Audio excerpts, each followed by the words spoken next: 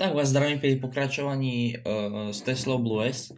A v minulom videu som zabudol trošku povedať, že prečo som tak dlho nevydal to video.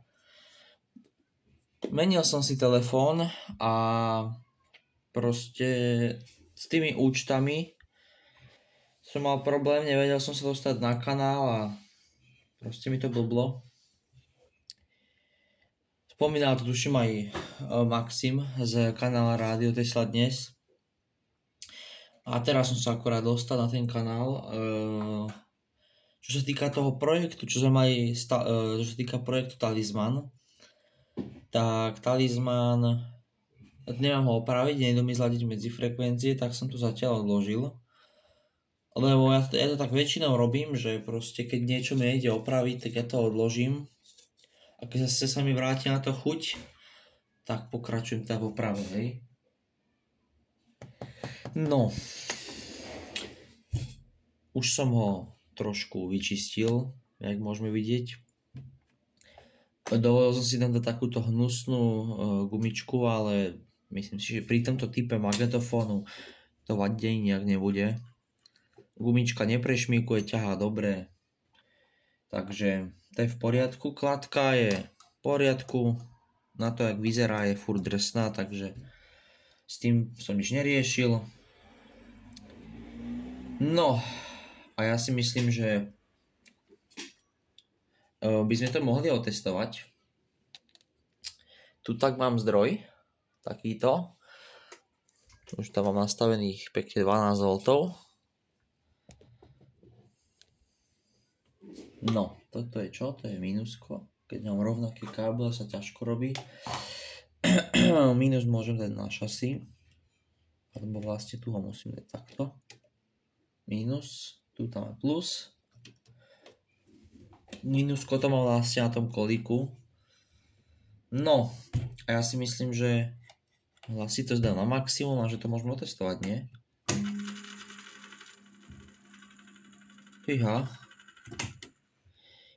Toto je, vidno, že ten motor ešte dá čo asi zvládne, lebo v momente sa roztočí. Nemá problém. Akurát, že niekde nám to robí pazvuky. Počkať, to skúsim.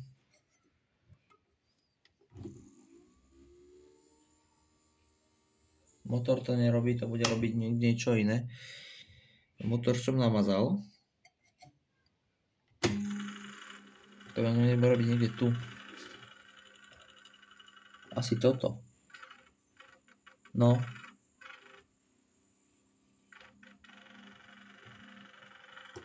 Čo mám ešte skúsiť pritlačiť tú segrovku kus nižšie?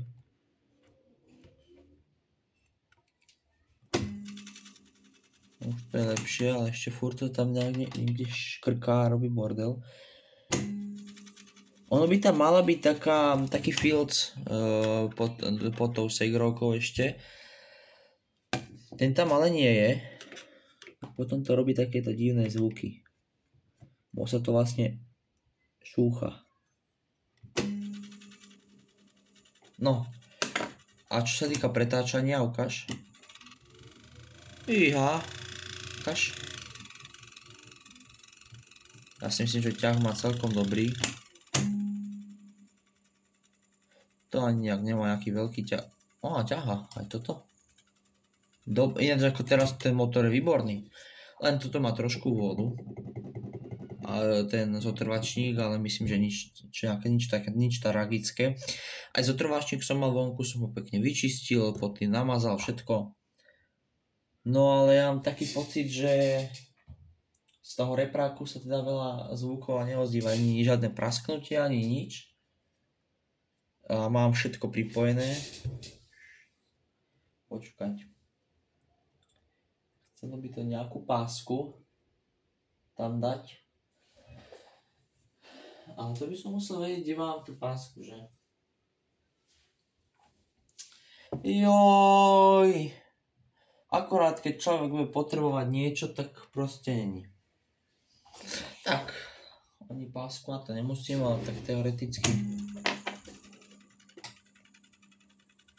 No. Nic.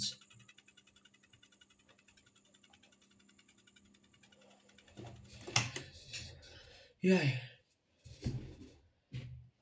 Kýchnuť mi treba. Nič, dobre. No, takže.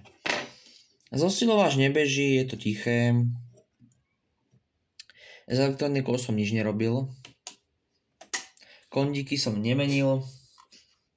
Takže teoreticky... Kde môže byť tak chyba?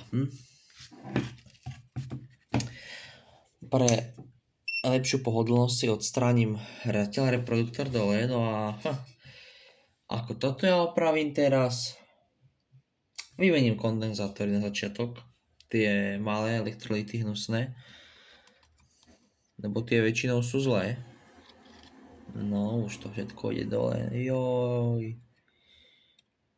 Tie vymením určite. A s nimi nemám dobrú skúsenosť vôbec, to je hrôza des. A je to vôbec pripojené, ty vole? Uvidíme, no.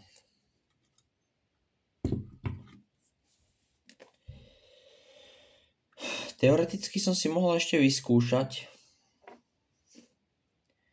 sa chytiť bázy. Tuším, ten zelený bol báza, alebo červený tranzistora a malo by to niečo robiť.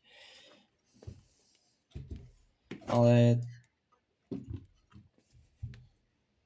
keď toho repráku nejde ani ťuknutie, tak problém bude, predpokladám, niekde v časti toho úplného koncáku, lebo to sú všetko predosilovače.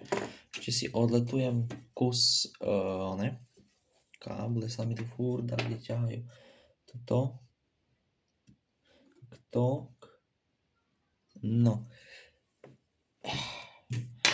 Nie je dobre zaostrená tá kamera, čo to má byť zase za... No, takže dám si dole pekne znova opäť.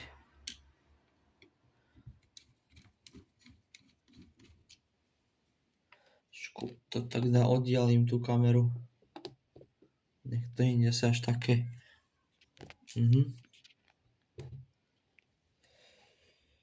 Začudujem ináč, že ten motorček, čo tu je v dobrom stave. Aj baterky sa mi podarilo vytiahnuť, ak je tu možnosť vidieť.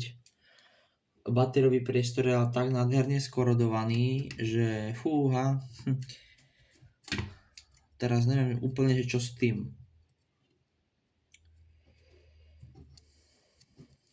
To je až moc. Ale všimol som si, že sú tam také, že sa to dá odhnúť a teoreticky vyťahnuť von, tak keď sa mi to podarí, tak to vyťahnem von. Skúsim to.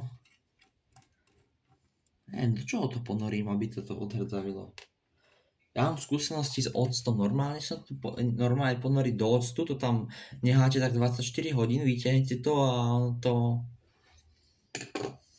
ide tá hrdza z toho celkom ľahšie dole. Párkrát som to tak uskúšal. Je to tam teraz toto pripojené všetko zase. Aj to sú tieto. Hnusné.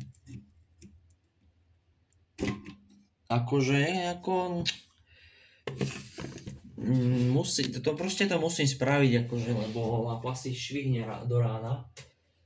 Proste ja si myslím, že toto proste toto mi treba spraviť, no. Len tak, zo srandy, nie? Že elektrónku si tam pichne do tej petice. Ináč celkom dobrý nápad, nie? Petica na elektrónku a spraví vám to všetko, čo potrebujete. Niekto niečo utrhnuté, alebo čo? Tej petice sú ešte tiež možnosti. Ale nie je. Ináč tu dole je takto tranzistor, pekne uchytený tuto. A to je ako regulátor otáčok. Ono to má, lebo keby to bol normálny regulátor otáčok, tak sú najmenej 2 tranzistory aspoň a je tu nejaký trimmer. Ale tento magnetofónik má tu dole, to je možno teraz vidieť. Motorček je niekde reálne potiaľto a tuto sú v tomto tu vzadu, je odstredivka a tam sa dá nastaviť tá rýchlosť. Čo teda akože je strašné nastaviť rýchlosť, ale dá sa to. Ale musíte mať pevné nervy. No a tu je, už ste ho asi videli v minulom dieli, pekná doska v pôvodnom stave. Nič nie je zničené, teda dúfam, že nič nie je zničené, akože no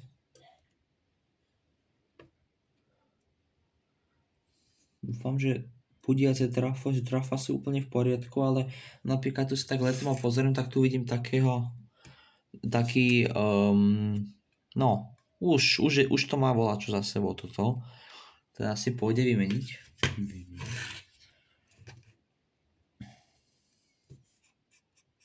Asi aj prefúkať toto by trebalo voláko. Ja dúfam, že tie trafa sú dobré, lebo ako zohnať do tohoto trafu je nemožné. Akože fakt, to som sa snažil, raz zohnať do toho trafu som mal starta a trafo sa nedá zohnať. Ale furt ešte mám dosku z toho štarta a vlastne aj toho celého štarta. Sice ho mám vymeniť za iného, ale keby náhodou v najhoršom prípade ešte sa dá vymeniť to trafo, ale toto je trošku iné trafo proti tomu, čo je v štarte. No, ja to vidím tak, že idem to ja povymieňať a uvidíme, čo sa stane. Takže buď to strihnem, alebo to bude v ďalšom videu.